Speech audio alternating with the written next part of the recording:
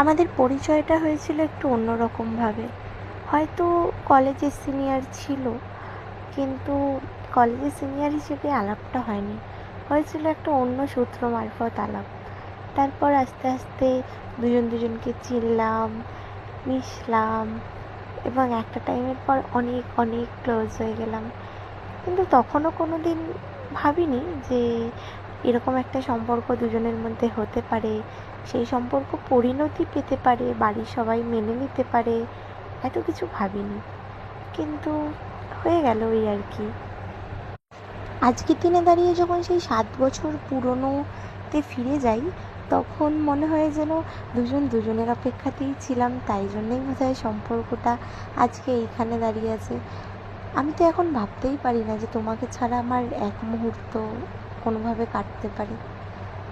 খুব খুব খুব ভালোবাসায় বেঁধে ফেলেছো আমায়। I love you so